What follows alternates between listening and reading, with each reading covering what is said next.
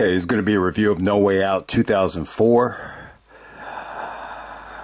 Amazing, main event right here. You could definitely argue this is Eddie Guerrero and Brock Lesnar's, best match ever. I would definitely also say, arguably the most uplifting and most memorable WWE Championship victory of all time. I think the victory was so, good that, even if you're not Eddie Guerrero, obviously Eddie could only see life through his eyes, but one of the more inspirational championship victories I think we've ever seen. I think it inspired, a whole generation of Latino wrestlers. I think it also inspired, women like Sasha Banks, and it just made you feel good. It made you feel happy. And, and it wasn't just for this event. I think the happiness really carried over, throughout, most of 2004, for a lot of people as well. So, I will say this, though. I think at the time, SmackDown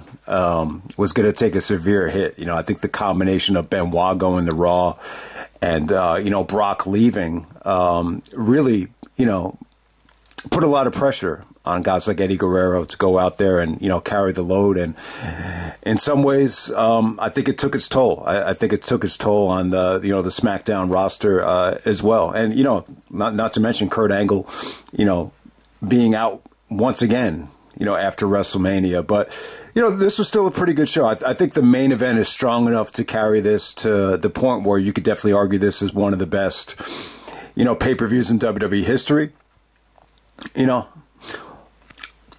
I think it's that good. But we're going to go all the way back to February 15th, 2004. This is from Daly City, California. San Francisco, the Cow Palace. Very historic venue. This is a, the venue dates back a long time. There were some rumblings here about how, it's kind of a dump. It's a little bit old, but the venue is definitely fitting for the occasion. I think they booked these shows in advance. I think they knew they were going to push Eddie. They were going to push Benoit. So let's have Eddie's championship victory in front of a very Latino, demographic, fans that really are going to get behind Eddie, and it definitely paid off here. They did the same thing for Benoit in Edmonton for Backlash. So I definitely think it was by design. I think they knew they were going to push, Eddie and Benoit at the end of 2003. We do an attendance here of 11,000. The pay-per-view buy rate actually does 350,000 buys. I would say that's really, really good. I mean, obviously that number, it's down from, the star-studded No Way Out of 2002 and 2003. But it's still pretty strong. I think that's a strong buy rate. I think there was a lot of people that wanted to see, Eddie Guerrero win the belt. I was under the impression that this did below, 300. I thought it was like in the 200s, but I think 350 is a pretty strong number. This is a lot stronger than obviously the Judgment Day and Great American Bash buy rates. So hey, did want to mention this, and I did want to make this point here before I forget about it. But this 2004 Road to WrestleMania, I got to say it's up there. I think, especially if you include Backlash. I think if you include Backlash, this is probably the best, WrestleMania season I think the WWE has ever had. I mean, 2001 was really good as well. That trilogy of Rumble, No Way Out, and WrestleMania 17. That's never going to be duplicated. But I think if you include Backlash, I think Backlash 2004 was a lot better than Backlash 2001. So, definitely, I think this 2004 run was incredible at first. Every single pay-per-view, you just had a, mark out greatest moment of all time, whether it be Benoit at the Rumble, Eddie winning at No Way Out, the WrestleMania 20, aftermath, and, the Backlash show with, Benoit actually, retaining in his hometown. I think you had, 4 pay-per-views in a row with just, great pay-per-views and just amazing, mark out moments. But hey, with No Way Out 2004, You know, I got to say this. I think the main event is so good that it really kind of carries the show. I definitely think a lot of these matches were a little bit cold on the undercard, but hey, man, we're going to get right down to it. First match of the night, you got Rikishi and Scotty Hotty defending the tag team championships against the Bashams brothers and Shaniqua. You know, this was like a Sunday Night Heat / Tough Enough style match. I really don't think there's a lot to say about it.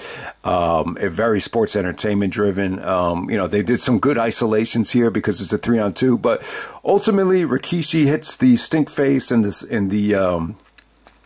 bonsai drop to pin Shaniqua.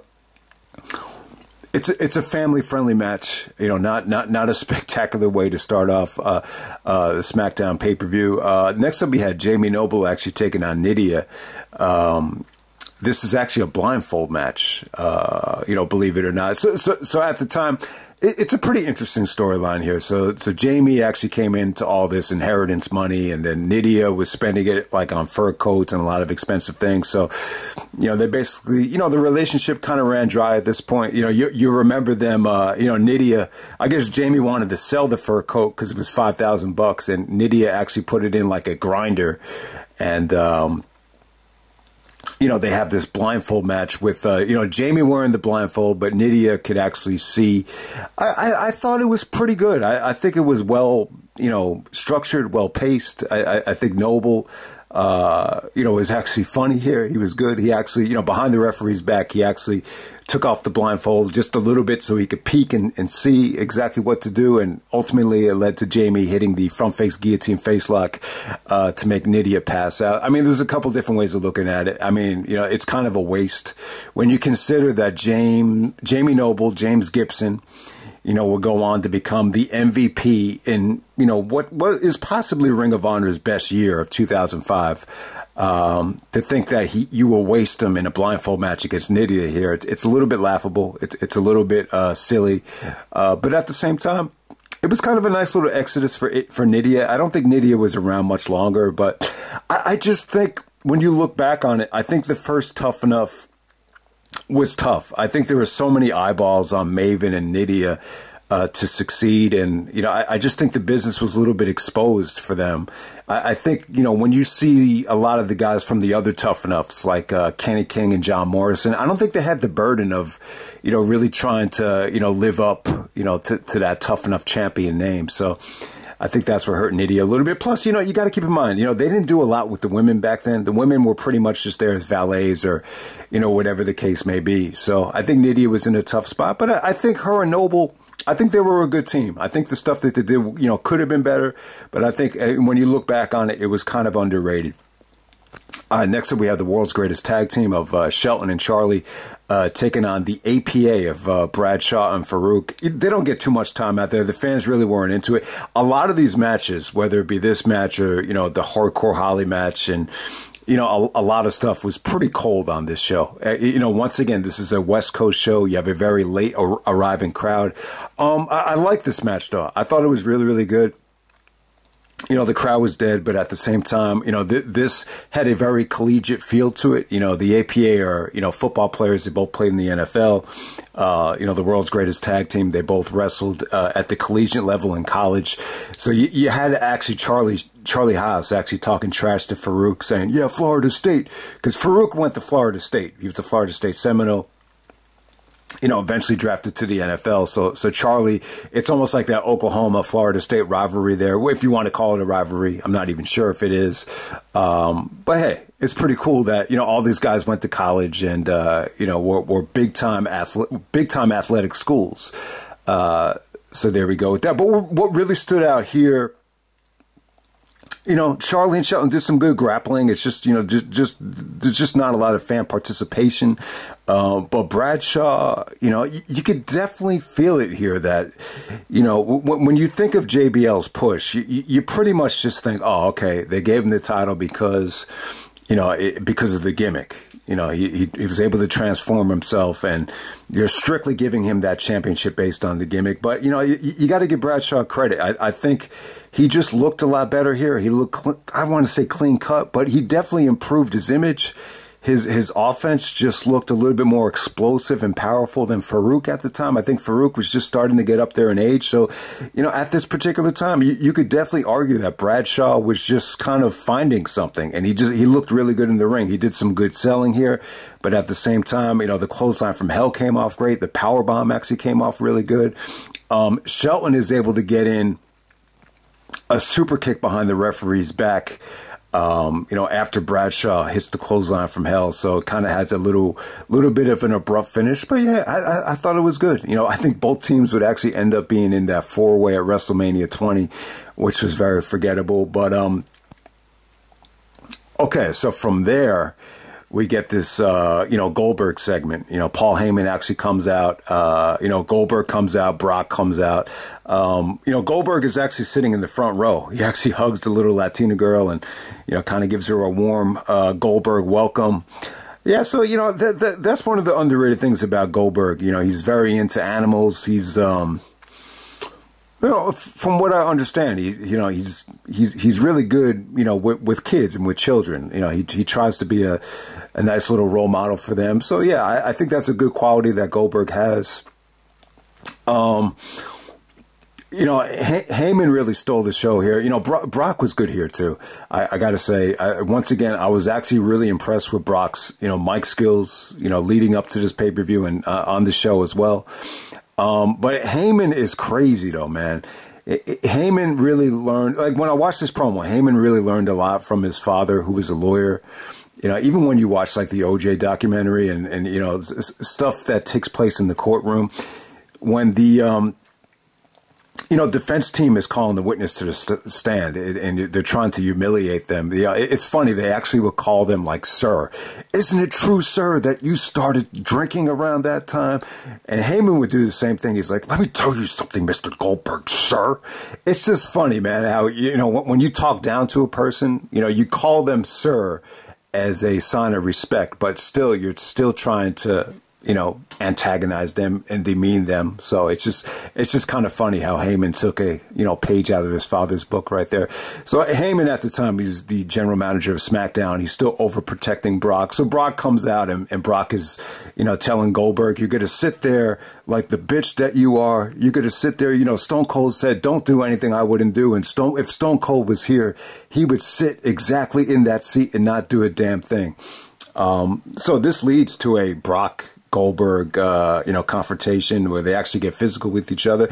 And it actually looked really good. You know, I got to say, if Brock and Goldberg, you know, took that WrestleMania match seriously and they trained and, you know, they paced themselves and, you know, they worked on their conditioning, I mean, it would have been pretty cool. I mean, the way Goldberg was able to jackhammer Brock, it looked really cool. It just looked like, you know,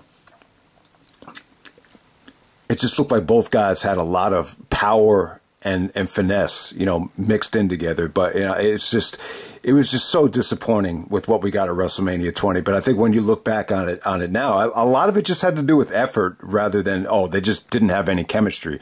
I think when two guys are that big and that strong and that powerful, they have to actually, you know, be willing, you know, to work as a team together. And I just don't think either guy was on the same page. But really, you know, it definitely made you excited about WrestleMania 20. At the time, a lot of people were just under the impression that somehow, some way, Brock and Goldberg was supposed to be for the championship. And maybe it was. Maybe at first, you know, they were going to try to talk Goldberg into staying an extra year and sign him to a 1-year deal. And I think they probably would have went with Brock and Goldberg for the championship. But because Goldberg was leaving, you know, they decided that it was not going to be for the championship. So there you go with that. But it was a pretty good segment. You know, it was a good way to kind of, you know, they were able to get Goldberg out of there. You know, I think Goldberg actually got arrested for, you know, interfering on a SmackDown pay-per-view. So, you know, instead of having to have Goldberg sit there for the rest of the show, they could bring him back and, you know, it'll be a nice little surprise to interfere in the actual main event. Okay, so from there, you actually have Brock in the ring, and, you know, after Goldberg is taken out, Hardcore Holly comes out to attack Brock, and, you know, Brock Lesnar runs away from Hardcore Holly. So this was kind of funny. It's funny that, you know, even after that Royal Rumble fiasco where Brock basically squashes Hardcore Holly, they're still actually, you know, feeding Hardcore Holly to Brock on house shows. And they even did this little, you know, repartee between Brock and Hardcore Holly.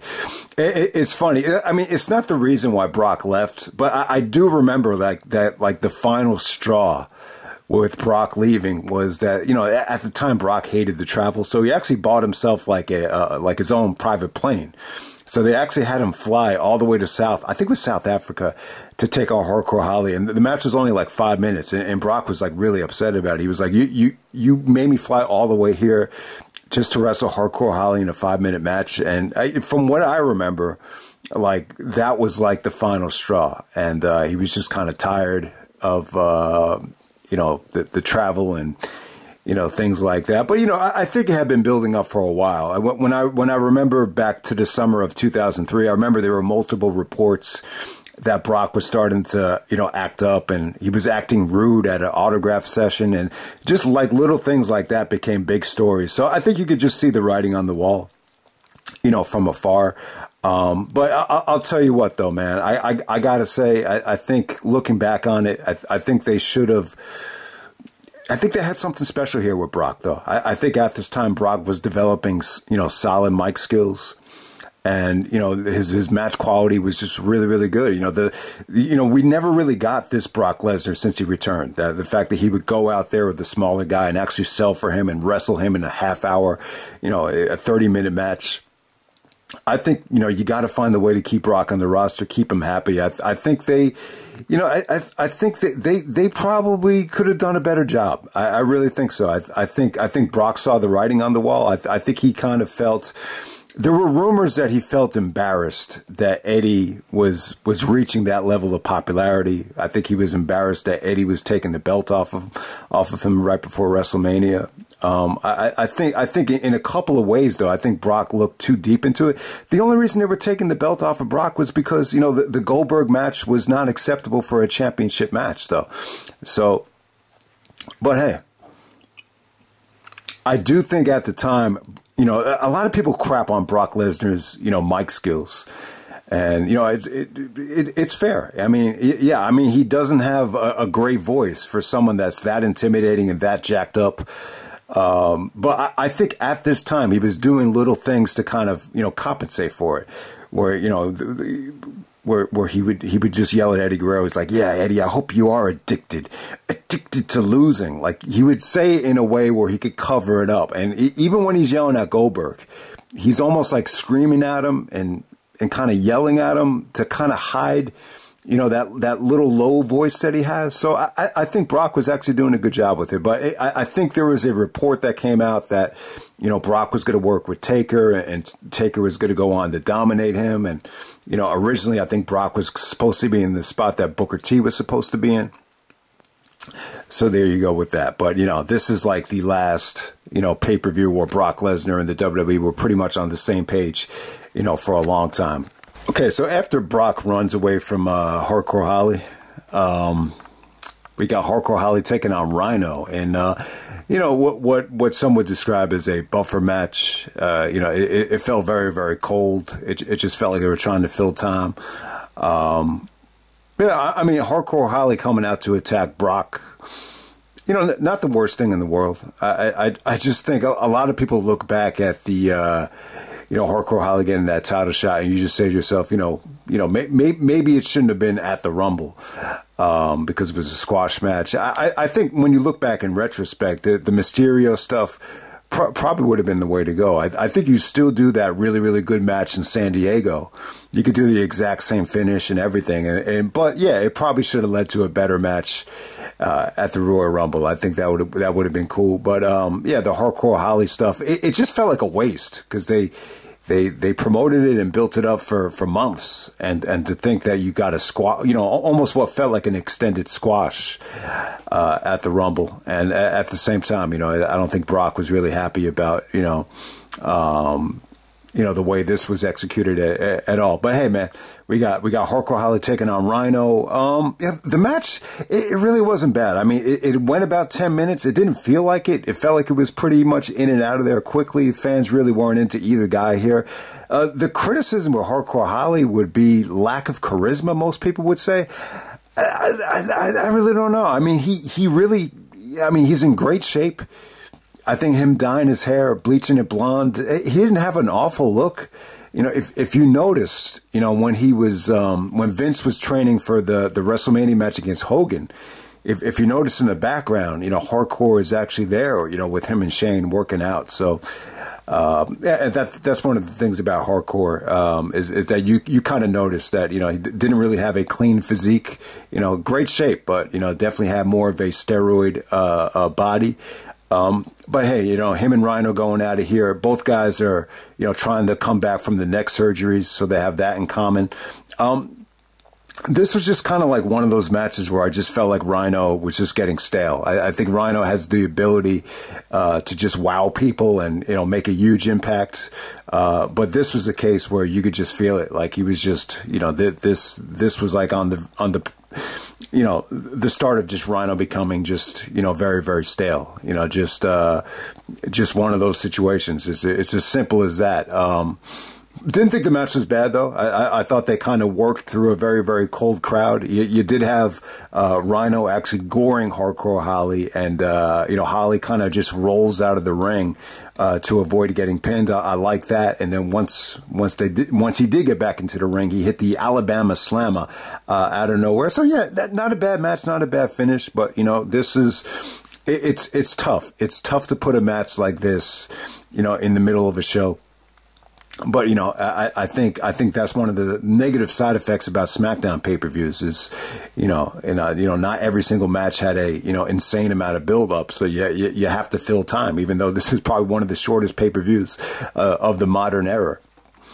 All right, next up we have the Cruiserweight Championship match. We got Chavo Guerrero coming out there with Chavo Sr. to challenge Rey Mysterio Jr. for the Cruiserweight Championship. So to kind of combat Chavo Sr., Mysterio hooks up with my boy Jorge Paez. I love the way Mysterio said Jorge's name. And by the way, Rey Mysterio actually did the theme for the pay-per-view. It's actually called Crossing Borders from the WWE Originals CD. So if you haven't heard that CD, there's a lot of bad songs on it. But you did get John Cena's theme song, Basic Thugonomics, on it.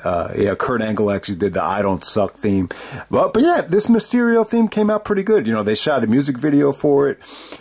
They really did a good job of making this pay-per-view, giving it more of a Latina, Mexican type of feel to it, especially with the theme. And I think Rey actually sounded good, over the theme. It was a pretty damn good theme. I think that's one of the things for the show is it felt like it had a unique identity, a unique presentation. But yeah, I think with Rey and Chavo here, this is an example of, them giving the cruiserweights a really, really good build-up. They wrestled a very WWE style for a cruiserweight championship match. They got time. Video package here was good. They were doing this angle where someone was getting attacked backstage. Angle actually got attacked, and then Eddie actually got attacked, and Rey was actually blaming it on Chavo because Chavo actually turned on Eddie. He made Eddie bleed. They beat down Eddie several times. So it's funny, Eddie and Chavo were feuding with each other, but that kind of came. I think Eddie just got so hot that they kind of put the Eddie and Chavo stuff on the back burner. I think ideally, they could have ran with it to WrestleMania, and you give Brock and Goldberg the championship match if Goldberg wasn't leaving. That might have been, one of the plans, but plans definitely changed, and we pivot to Chavo and Rey. Yeah, I thought the feud was really good. Chavo was taking shots at Rey for, wearing a mask, and, even took some shots of him being overrated by, them putting him on the cover of the magazines. I mean, yeah, Rey Mysterio was on, probably more magazine covers than John Cena, back during that SmackDown era. But the match was good, though. It was really, really good. They got time. There was some really, really, good submission work here. Jorge Paez actually punches Chavo Sr. after Chavo was trying to interfere. Very much a southpaw, and so the referee disqualified him from the match, but Chavo actually stayed out there and ultimately helped his son win the Cruiserweight Championship. But yeah, I mean, the match was really, really good, though. I would definitely say that this is like your ideal, Cruiserweight Championship match. It just didn't feel like filler. It didn't feel like they didn't get enough time. They gave them a video package. You had just a nice little, story here, and they were just able to take their time. I thought it was really, really good. I mean, the highlight of the match actually comes where, Ray hits the 619, then he goes for the senton splash. Chavo actually rolls through and transitions into a half crab. I had thought that Chavo actually made Ray tap out here. I could have sworn it, but, Mysterio actually got to the rope, and, behind the referee's back, Chavo Sr. interferes again, and, Chavo actually gets the schoolboy and holds the tights to win here. But yeah, the match was good. I mean, there were a lot of submissions here.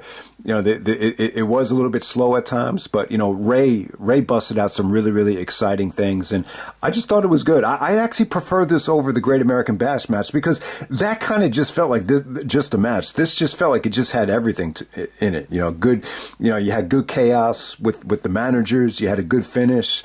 You had good heel work from Chavo. You had the good build up in the video package. So it was cool, man. It was really, really good. What goes under the radar here is it's not just Eddie's pay-per-view. It's Chavo's as well. Chavo and Eddie both walk away with championships, and you say to yourself, man, if you could have gotten Chavo versus Eddie in a unification match down the road, I mean, I think that would have been cool as well. But hey, man, what goes under the radar here is Chavo Classic, Chavo Guerrero Sr. I don't really know much about him, but there were reports that he was a, really, really nice guy, really nice to people, even though he was, pretty much a heel here, and it had a lot to do with, the Guerreros actually turning on Eddie. Okay, so next up we have a triple threat match to determine the #1 contender for the WWE Championship at WrestleMania 20 at Madison Square Garden. So yeah, a good moment for Kurt here. Triple threat match, not the best triple threat match. This felt like a mid-card triple threat. Cena is actually with the a torn MCL at the time, which is very similar to the Seth Rollins injury. But give Cena credit, he was able to suck it up and get through it. He actually hurt Big Show when Big Show tossed him out of the Rumble. That's when Cena tore up his MCL. But Kurt here.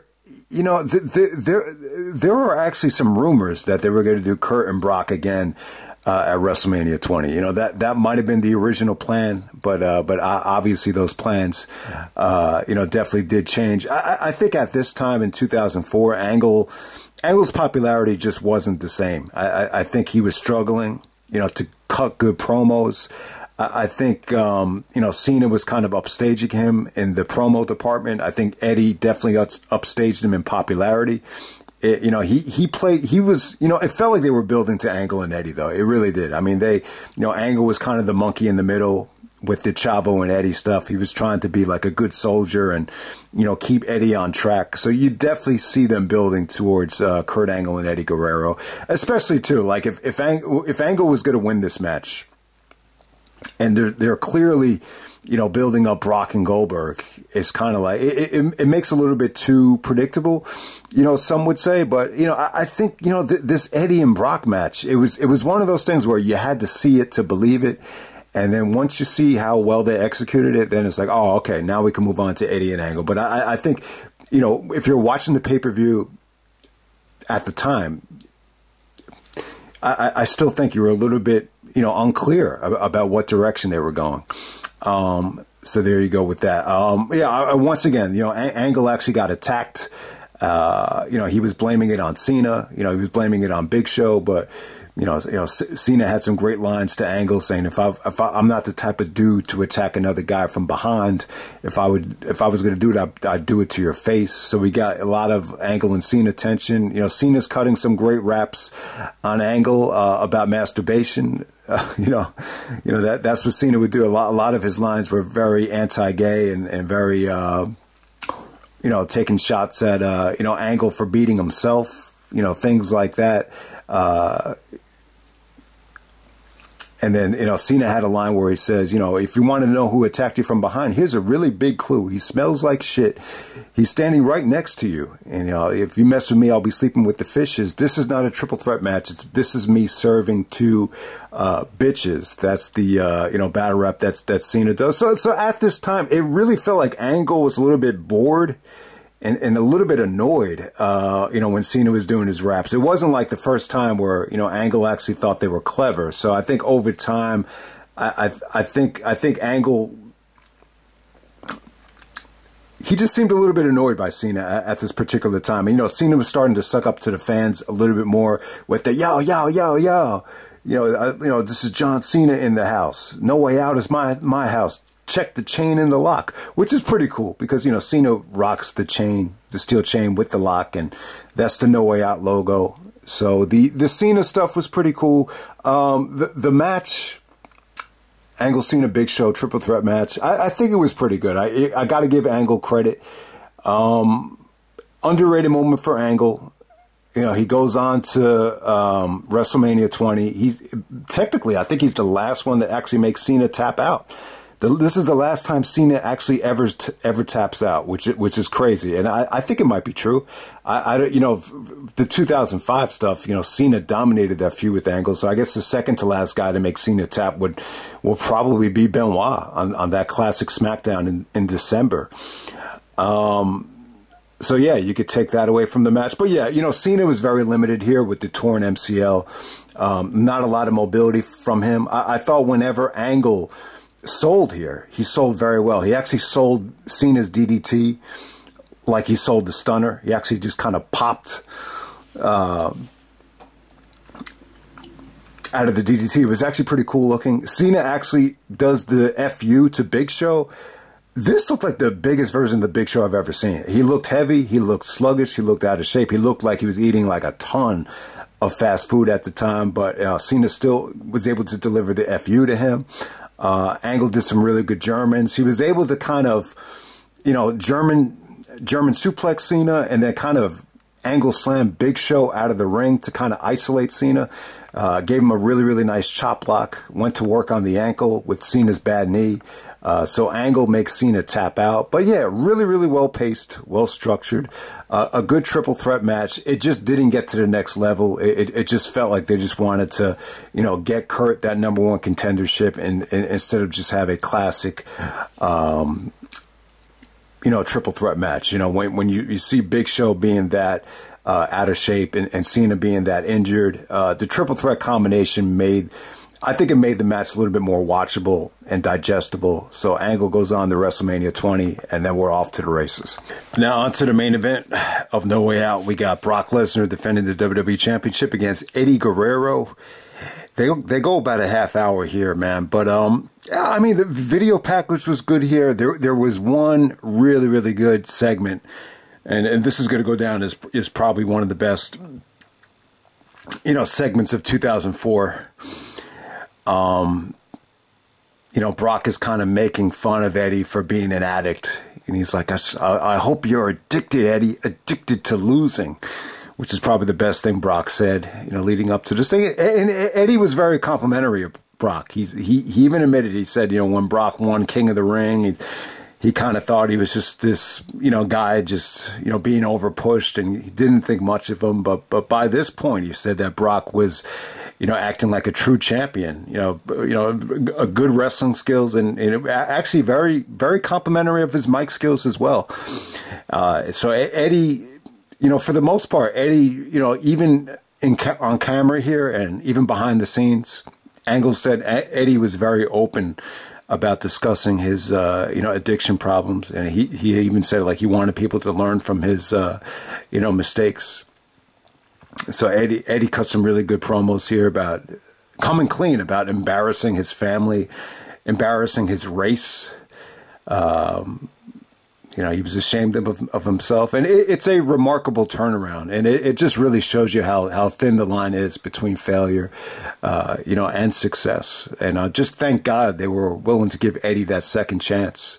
You know, and it's funny, like, you know, when Eddie actually got fired, or he got, you know, I think he did get fired. He got let go. I think he found himself in jail after a DUI. I think it was in November of 2001. But when he came back, though, the first night of the brand extension to attack RVD, you know, I don't think a lot of people really thought much about Eddie Guerrero being gone from the company.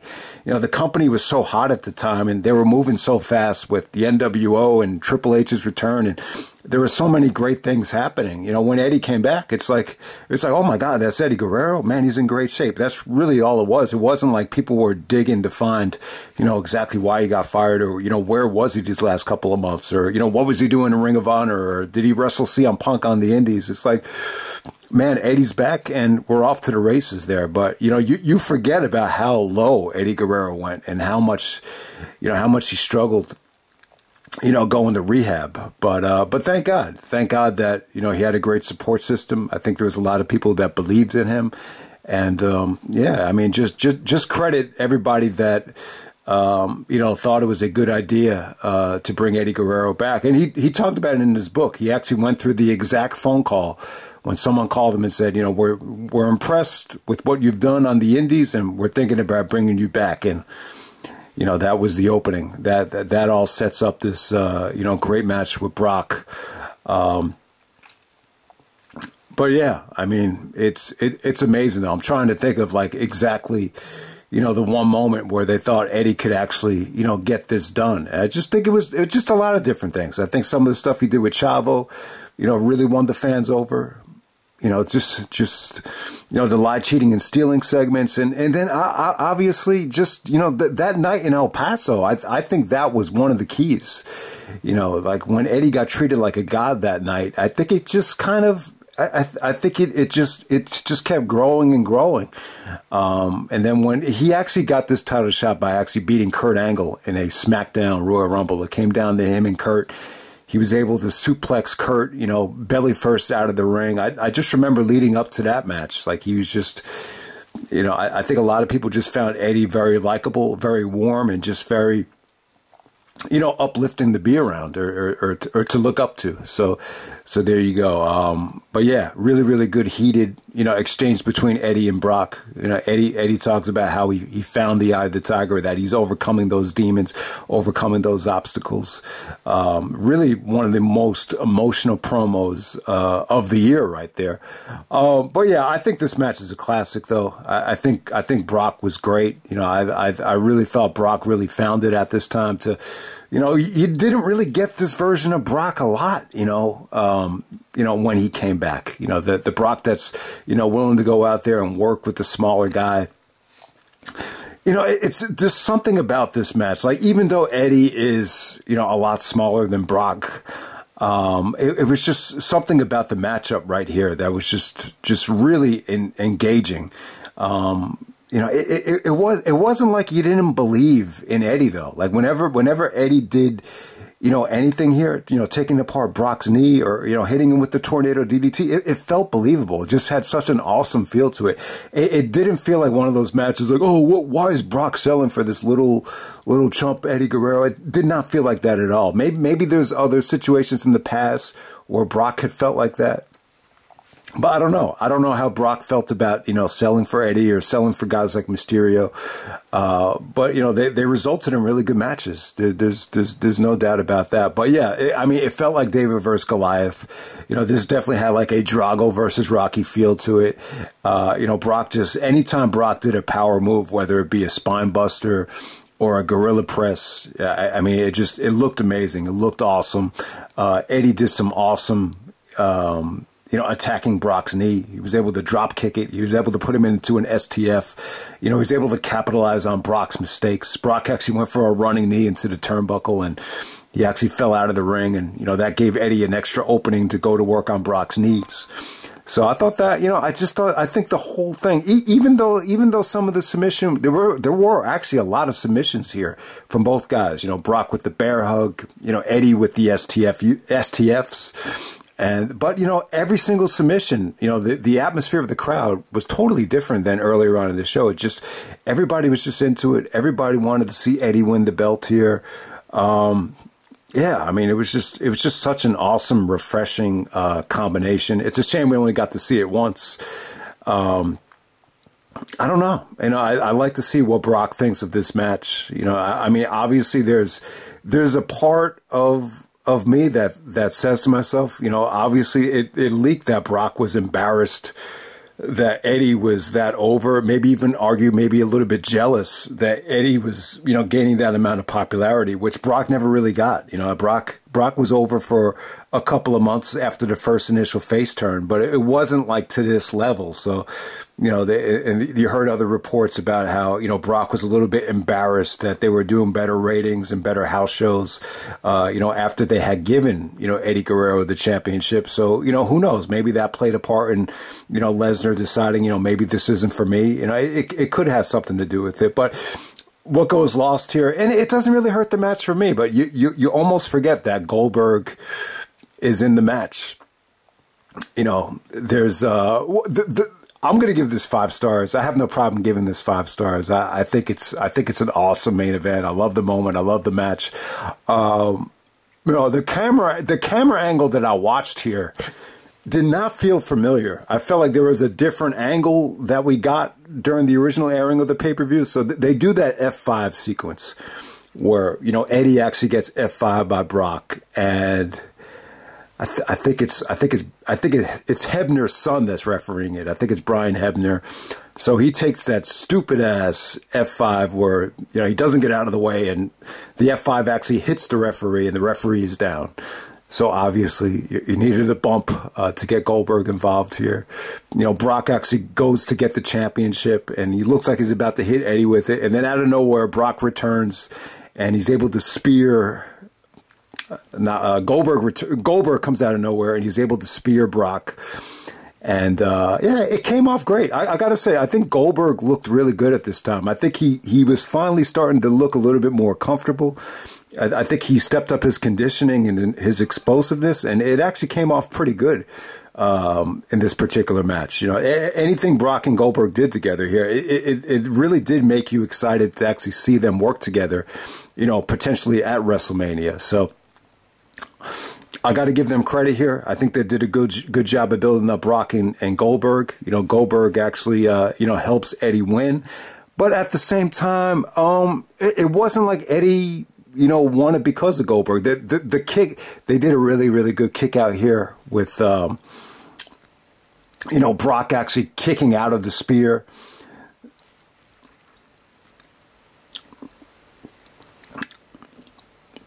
Then it definitely looked at one point like Brock was going to get the upper hand, and he was going to, do another F5 to Eddie on a championship belt. Eddie is able to hit a tornado DDT to Brock on the championship belt, and then Eddie hits another frog splash to get the victory. I think Eddie hit a couple of frog splashes here. He actually missed one of them, and then I think he hit the second one, and that's what wins him the WWE Championship. The celebration was great. He celebrates with his parents.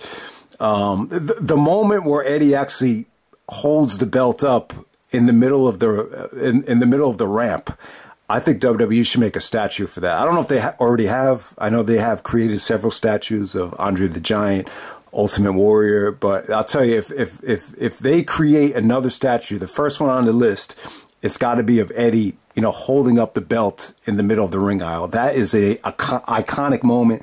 And you got it here. But yeah, man, I think the match was great. I think Brock did some great stuff here. He actually went back to his roots and did some, grappling.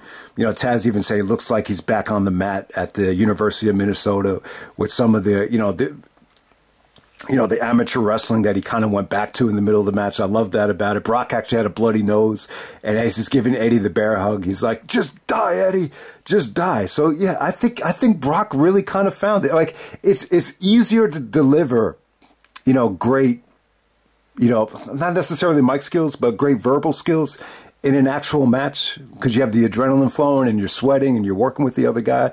Well, yeah, but Brock came off like a monster heel here, you know, the just die Eddie stuff, and then just the intimidating the Eddie, you know, you got nothing, you know, you got nothing, Eddie. And, you know, it seemed like it just pissed Eddie off more. Eddie actually goes like, you want to get high, Holmes? Let's get high. Let's get high. You know, Eddie cut some really good promos leading up to this thing about how, he doesn't get high off of drugs anymore, but he gets high off competition.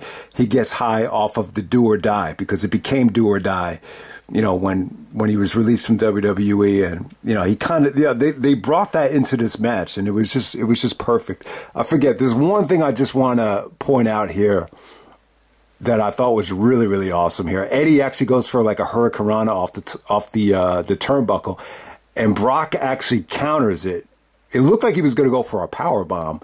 And then he brings Eddie back up and he just spins him around like a tornado in a powerbomb position. That was really cool.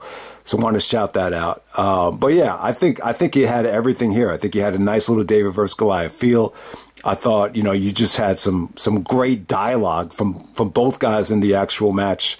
I think the Goldberg interference, you know, I mean, hey, you want to protect your investment, you know. Brock and Goldberg was a big money match. I still think they had a lot of big plans for Brock, you know, down the road. So still, you know, even though Eddie is going to beat Brock here, you know, they still somewhat protected him. You know, you have Brock. Eddie even said it in the opening, in the promo, like, you know, you seem a little bit preoccupied, Holmes, you know, with Brock being occupied with Goldberg, you know, still somewhat occupied with Hardcore Holly, believe it or not. So, you know, Brock kind of looked at this like it wasn't a real challenge, and that the real challenge was Goldberg. And, you know, Brock ultimately took his eye off the ball. Eddie Guerrero was able to capitalize with it and win the WWE Championship. Definitely one of the more uplifting moments in WWE history. I love the moment. Could talk about Eddie Guerrero forever, but man, I love Eddie Guerrero, and I'll tell you, man, when Eddie passed, that might have been the hardest I've ever took, you know, anybody actually dying. And that includes like grandparents and family members as well. I mean, I just remember during the tribute show, I just lost it. Like when Ray, you know, was cutting his speech on Eddie, I just really teared up. And, you know, to think, you know, Eddie Guerrero's death, I think it affected a lot of people. I don't ever remember crying that much before. I don't know why it was. I just think Eddie just had that effect on people. You know, it's almost like you felt like you knew him, because, you know, he was very open about the negative experiences, and then you lived through all this positivity with him in the championship. It was just such a, you know, huge loss, you know, for wrestling. And it just, you know, if some of the fans took it hard, like I took it really hard, I mean, what would it be like if you were Eddie Guerrero's best friend? It's like a Chris Benoit. I mean, that had to totally destroy him to lose someone like Eddie Guerrero as a friend. So, yeah. But hey, you know, this is about celebrating the greatest moment, one of the greatest moments in WWE history. This is Eddie Guerrero's moment here. You know, once he got backstage, Rikishi and Ron Simmons, they were the first ones to greet him. I thought that was a cool moment. They didn't have it here on the DVD, but I do remember Vince gave him a hug. You know, and credit Vince for, you know, signing off on this. I'm sure a lot of people, you know, kind of explained to Vince that, you know, the Latino demographic is getting hot. You know, SmackDown is able to penetrate in certain markets that Raw probably wasn't able to do on cable television. So they really did make a conscious effort here to kind of diversify the fan base. So I don't know if it was solely Vince's decision, but I think there were a lot of higher ups that just really came together and just thought this was the right thing to do. And, you know, thank God it did happen. But yeah, man, that's No Way Out 2004. You know, definitely one of the more memorable pay-per-views. I think the main event, I think the undercard is pretty weak for the most part, but I think you have a really, really good, you know, solid triple main event here. But this main event between Brock and Eddie, it's an all-time classic. I still think it's arguably the best match in No Way Out history, which covers a lot of ground. You know, No Way Out had some really good matches. You know, Triple H and Cactus Jack, you know, the 3 stages of hell. You know, No Way Out's a pretty memorable pay-per-view. Angle and Taker from '06. But I think Eddie and Brock is definitely, you know, possibly the best No Way Out match of all time. And, you know, I think you could argue it is Brock's best match ever. And in some ways, I think it's definitely the most, you know, satisfying night of Eddie Guerrero's life. You know, there's even a conversation between Eddie and Vicky that they taped here. You know, Eddie calls her on a cell phone, and he's just thanking her, you know, for being there throughout everything, the ups and downs, and you know them sleeping in a motel for 8 months in a row, and all the sacrifices that he made. It's really, really cool. It's really like a full circle moment, and you know, Vicky is not there, but hey, you get to hear that conversation, and it was pretty cool. That's No Way Out 2004, and I'm out.